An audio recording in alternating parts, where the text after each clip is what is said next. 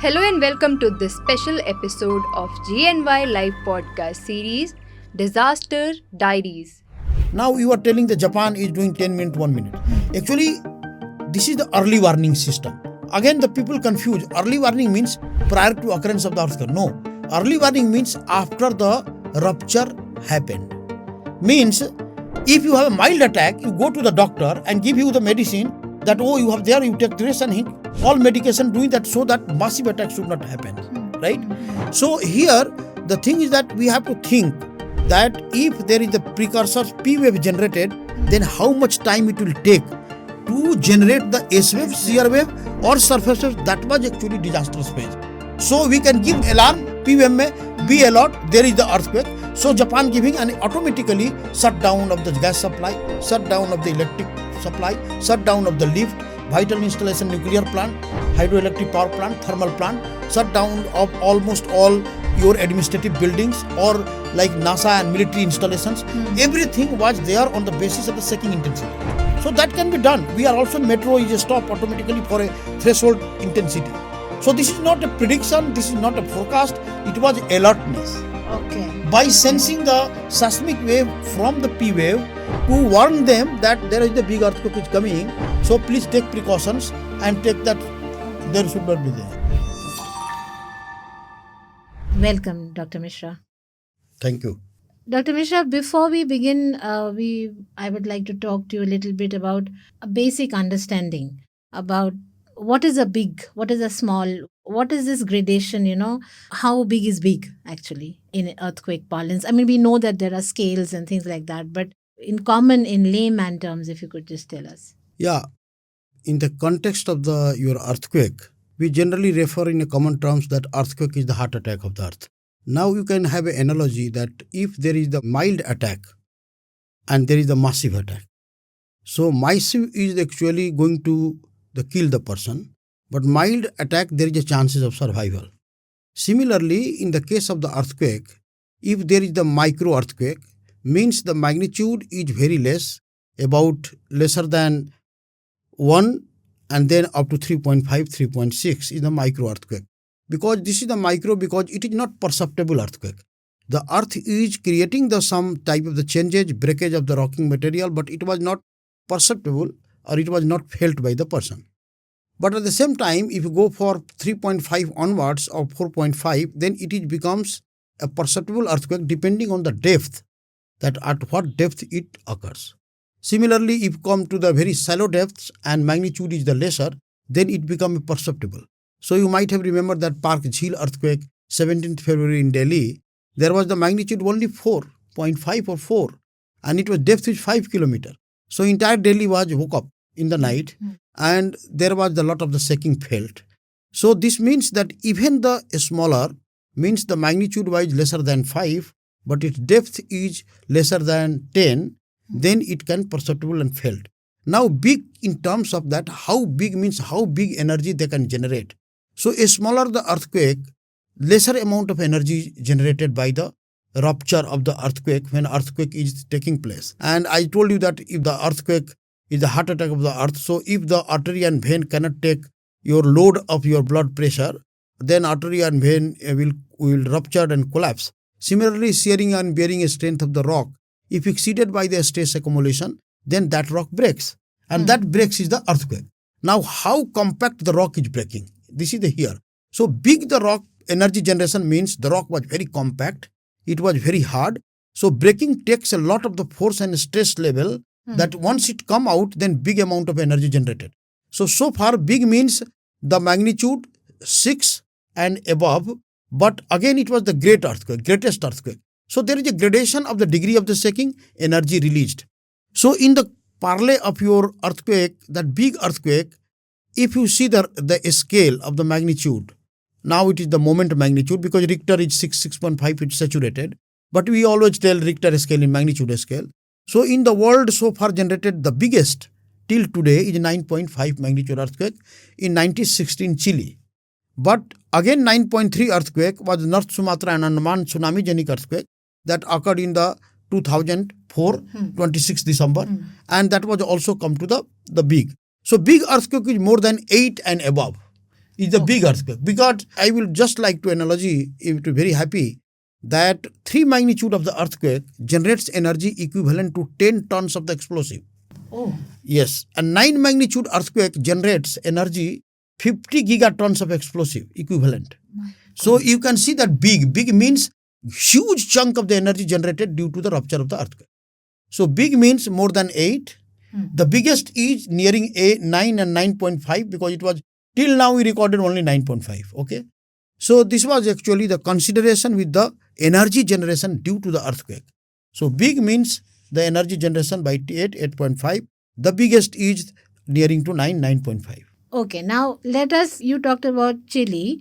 Now let us talk about Myanmar. Yeah. Okay, now in this March, this 28th, this year. So there was a big earthquake. Now, is it big or is this a little below big? Perhaps, But that sparked a lot of conversation in our country about a Himalayan. So just to shift the focus from Myanmar now to the large or big Himalayan earthquake. So, what is this big Himalayan earthquake that hasn't happened in 70 years? Or, every 200 or 100 years, something big happens. So, you said 9.2 happened in Chile and we don't have any record of the Himalayas. What is it? Or has there been no big earthquake? But Nepal was there. It was 7.9. In 2015, it happened. So, can you just give us a little sense of there is so, we're mixed up, a little confused about this. It is very good point actually. I just give the example of Chile and North Sumatra. Does not mean that there was no big earthquake in India. In India context, first of all, the occurrence of the 28th March 2025, the Myanmar earthquake. And it was really the alarming for everybody. That good example of transboundary earthquake. That its impact was actually seen up to the Thailand, Bangkok, and most of the damages happened there. So the magnitude wise, it was the great earthquake. It was not the biggest earthquake. It is 7.5, 7.6. The earthquake occurring, many earthquakes occurred in the northeast part of the India and the Himalaya. But here is the problem is if you categorize the big, the great, this depends on the energy and devastation. So the extent of devastation, and see the Myanmar is the very earthquake prone zone because the beauty of the northwest and the northeast strike of the Himalaya and there is the southern and northern part of the Indo-Burma range and meeting together and they are making a syntaxis zone. And this syntaxis zone is, you might remember that in the 1950, that is called the Lohit earthquake or Arunachal earthquake, 8.7 magnitude earthquake happened. Because it was the meeting point of the Himalaya termination and the Indo-Burma arc meeting. And it was the eastern syntaxis zone. So it was very coupled and harder materials. I told you that more harder rocks breaks, the more energy generates. So they will be the greater and they will be the bigger. So that generated 8.7 earthquake in 1950. 1950, the great earthquake is occurred according to the history. That is the now Arunachal earthquake. Earlier it was called Assam earthquake because all are the same. So there was the Indo-Burma range has already depicted the same zone, magnitude 7.4 in 1912. Is also in the earlier phases there. So this is not a actually virgin area that generate the 7.6 or 7.7 earthquake in 20th March. We measured it as 7.5. So devastation wise, it was the big. Because it is well said that it is not the earthquake that kills the people. It is the worst structure and your structure pattern that kills the people. Absolutely. So the geomorphologist person you are. So when the big Sagaing fault is 1100 length from the north to south, only 400, 500 part ruptured. And that more all rupture propagation going towards the southern part and meeting all lot of the thicker alluvial materials. And then the seismic shaking started to propel the alluvial materials and the shaking amplified. Frequency of earthquake shaking is matches to the frequency, spectral frequency of the structure. Then resonance happened, building collapse. So almost all Naypyidaw and Mandalay, most of the structure are based on the poor foundations. Though it was concrete building, but poor foundation where the seismic amplification taking place from the foundation. And then it was a spectral frequency matching of the building. And then there was a lot of damage in Mandalay and the Naypyidaw. And it was started to propagate just because they get the conduit of passing through so many alluvial materials up to the Bangkok. Okay. So till they getting the entire amplification of seismic to far distance, there is a lot of damage happened.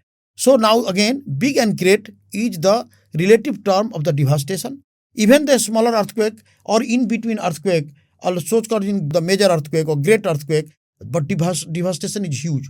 But again, there is a 8 magnitude earthquake in Afghanistan in 2015, and it was in 186 kilometer and 200 kilometer depth. Nothing happens. Nothing happened. Exactly. So it was the extent that, of course, energy generated in the beneath the earth, but how much energy come to the surface? Mother Earth is a very good protector to us. Most of the energy being absorbed by Mother Earth, being scattered by the Mother Earth. It was the dissipated by the Mother Earth. It was already diffracted by the Mother Earth, so many layers, and some part of energy come to the surfaces. And that energy, again, can propelled, amplified if the material will be the triggering factors. So this is there. So by that way. But coming back again to Himalaya. Himalaya, Are yes. we awaiting a big earthquake? So there are lots of these predictions, and people have claimed that, they have predicted this accurately and that accurately, and something is going to happen in the Himalaya. So first that, and then if it does, what happens to Delhi? Actually, if you see the tectonic scenario of the Himalaya, the prediction and forecast is quite seems to be natural. But the thing is that if the people are only thinking the big earthquake. But I correlate by all analogy that if you see the northwest Himalaya to northeast Himalaya part, the Kangra earthquake in 1905 happened. Magnitude 8 was measured, 8.4, now revised to 7.9. Similarly, it was even the Uttarkasi and Chamoli earthquake of 6.9 and nearing 6.6. There is a lot of damages happened because I told you that materials are there and the shallow depths are there. Now, the people think that, there is a lot of the seismic gap in the Himalayan tectonics, like central gap, where the Nepal earthquake 2015 happened 7.9. In the seismic gap, the people suspect that it was not broken by 8.7 or 8 magnitude earthquake for a long time. So it is the due that there will be the rupturing of that level. But people forget that it is not a quiescence in that zone. The seismic gap zone is not a quiescence zone. There is the generation of the earthquake of lower magnitudes that people were not considering. So if the leakage of the stress taking place in that gap zone, there is no chances of the accumulation of that much stress to match the shearing and bearing strength of the rock or exceed the shearing and bearing strength of the rock to make the rupture, because you are just fulfilling your bucket with the water, but there was the one puncture from your bottom of the any bucket. Then the water is coming down and you are giving totally the waters that will fill up to make you a lot of things that too much energy should be there. But there is a continuous release of the stress in terms of micro to macro earthquake of magnitude lesser than 5, 3.5, 4.5. And if you make the energy budget, it was equivalent. I told you that it is the equivalent to that of the 8 magnitude. If you take the 100 years data, then you found that gap zone has already released the seismic energy for last 20 years. No energy left to trigger such a big earthquake in that gap zone. So I am thinking in that way. So the point that the prediction and forecast of the earthquake is not possible till today because you don't understand the exact physics involved into it. But at the same time, the scientists, seismologists, geoscientists has crossed the 3 stages of the prediction out of 4. Okay, so just to recuperate a little, just to take a step back. First is that you're saying that Himalayas has been, releasing stress, and therefore a large earthquake is not imminent. At the same time, you've just moved into prediction. But there are certain things that we understand that there are precursors of earthquakes. So now, what are these precursors first, if you can just tell us, and then maybe we can move on to how we can do some. Is it possible to do any prediction really of earthquake? So little bit just back, I tell you that the forecast and prediction has the 4 stages in the earthquake. We are sitting and now you are telling that Himalaya is going to yield the big earthquake. People are telling. Why? Because it was demarcated zone by scientists or geoscientists. Seismology, this is the earthquake prone zone. So this is called the anticipated zone of the earthquake. Just like heart attack cannot happen to everybody at every point. If he has a heart disease, he is more vulnerable to heart attack, right? Correct. So similarly, the heart attack disease or heart disease is equivalent to seismogenic provinces of the Himalaya. So seismogenic provinces is anticipation. We also expect that long time there is no big earthquake, so maybe it will happen. It was justification because that stress is accumulating. Maybe that stress is going to rupture. Not we. Even Nankai Trophy in Japan also. They are doing the research and they made a scenario that if there is the earthquake occurred of the magnitude 8 and above, There could be very devastation. Similarly, in case of the prediction, this stage, we can anticipation, expectation, and justification. We are giving justification that without the reference of time, the place, and size. Okay. So we cross these all three. But now we are working to predict the earthquake or forecast the earthquake with reference to the authenticity of time, place and size. Location. And that process is very complicated. So it was actually the multidisciplinary research is going on. So I used to tell you that the prediction is not made. It does not mean that these are the seismic gap where big earthquake did not occur. But this is not a gap zone where big earthquake is supposed to occur or impend in the future. It did not occur there. Because why it did not occur? Because there is a leakage of stress continuously in form of the background seismicity. So these are the one aspects. Second point, you told me what you wanted to more in this. I wanted to know about the fact that, precursors, how Precursor, we have, that, like you said already, so how to know the location, how to know the depth, how to know the the size, the magnitude, all of that. Is there any method that we have? Like, what about that 1 minute that you could predict 1 minute Japan had this? First, I'll tell you the precursor. Precursor is just like a diagnostic precursor. There is a lot of precursors. Just like I have the chest pain, that is precursor of the heart attack. I have sweating, so I have precursor of the heart attack.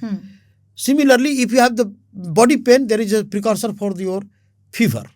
So there is a lot of the precursors, but which precursors is going to be diagnostic to tell that earthquake is going to happen or earthquake process is making. Of course, the earthquake process is making because Earth is very dynamic. It is mobile.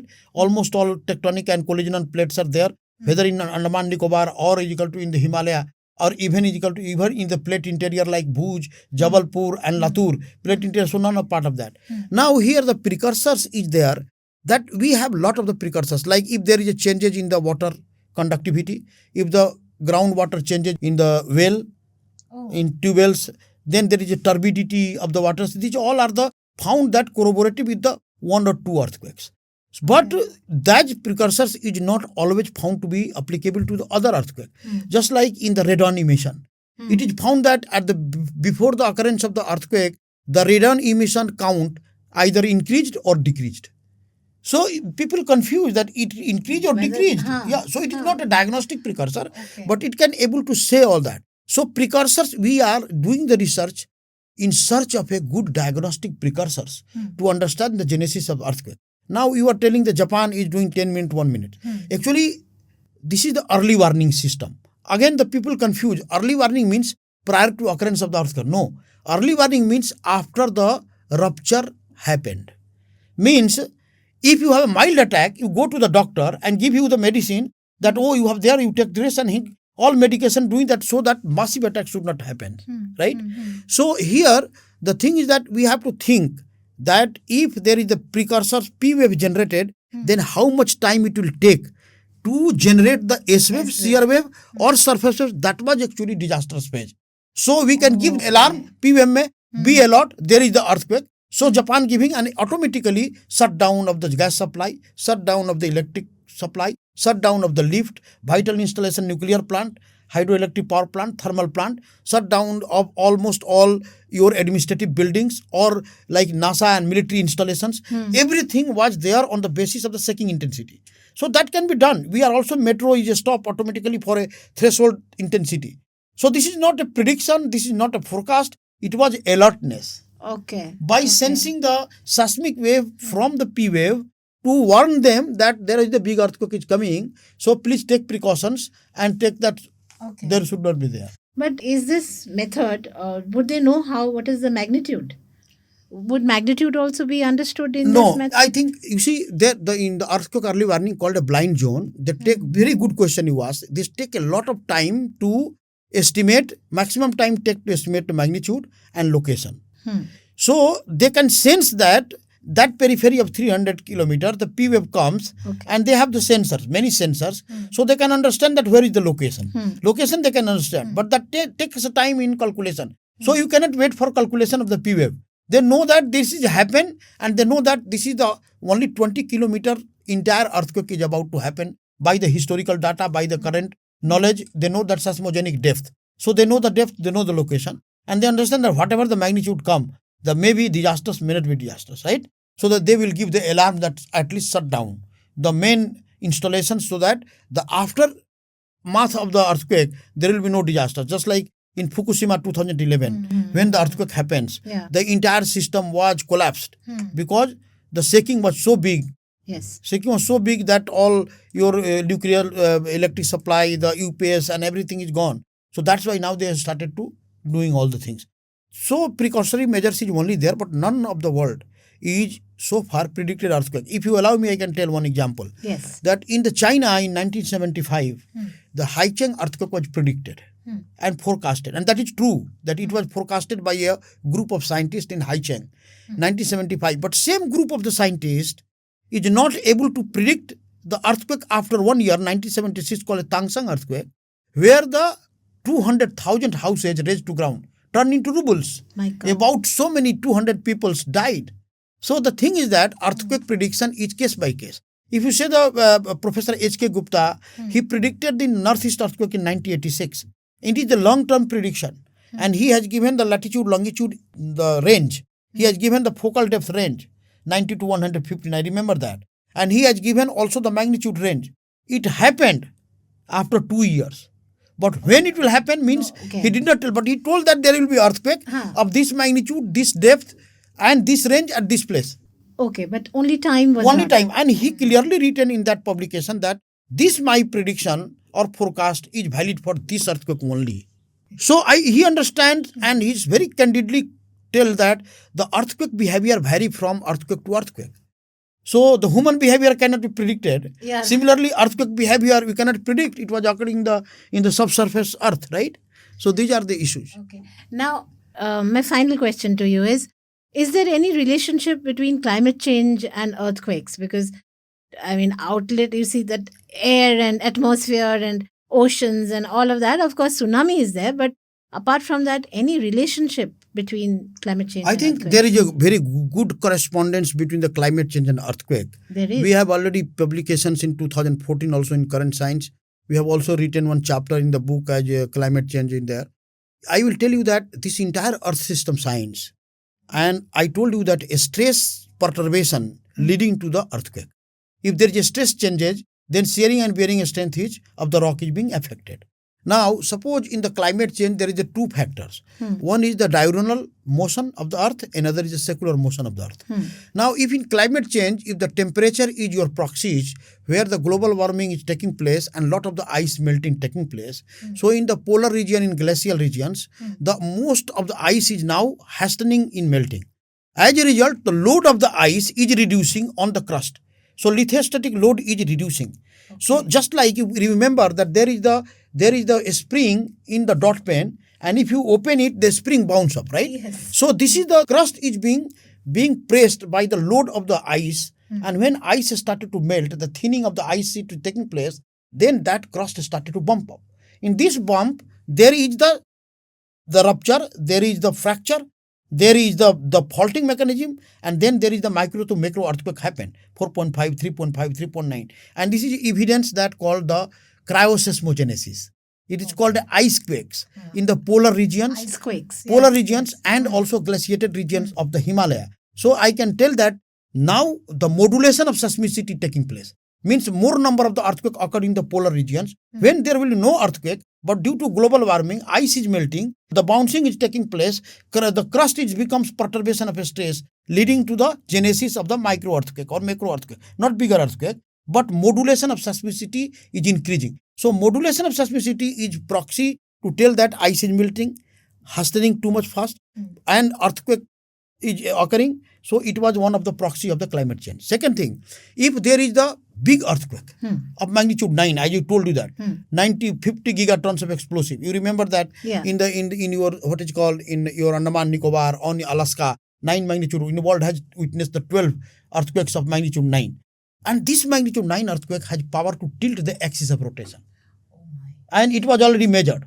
So even the 0.2 degree, 0.01 degree tilt of axis of rotation, there is a abnormal secular motion.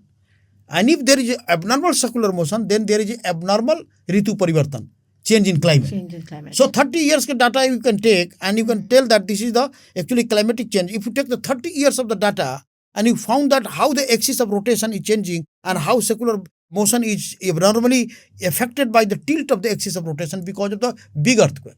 So big earthquake can lead to the climate change, and climate change lead to the earthquake. Can lead to. So it's but at the same time, this is there. So now the main important point we did not discuss, that if there is no prediction, there is no forecast of earthquake, then how the people will have saved themselves. Just like if you cannot stop the rain, but you have developed the umbrella, going to office and going to your market, so that you cannot soak into the water, rainwater. Similarly, we try to make the earthquake risk resilient structure, as Japan has done, where the 4 plates are meeting and Japan was sitting on juxtaposition of 4 plates. India is only collision between Eurasian and Indian plates. In the southern part, in the Andaman Nicobar, as well as there in the Himalayan part, even plate interior there. So now we are doing the seismic microzonation of the zonation map of the country to generate the inputs for earthquake risk resilient building code, to be developed by the BIS, Bureau of Indian Standard. Okay. And National Center for Seismology, under the Ministry of Earth Sciences, is the nodal agency to do the seismic zonation of the strategic cities of the country, having population 5 lakhs and more, falling in the hazard zone 3, 4 and 5. Okay. And then it will, we can say that let earthquake happen, you will be safer.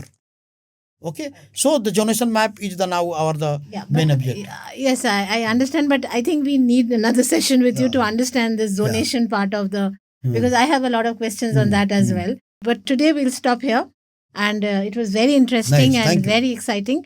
And thank you once again, Dr. Mishra, for being with us today.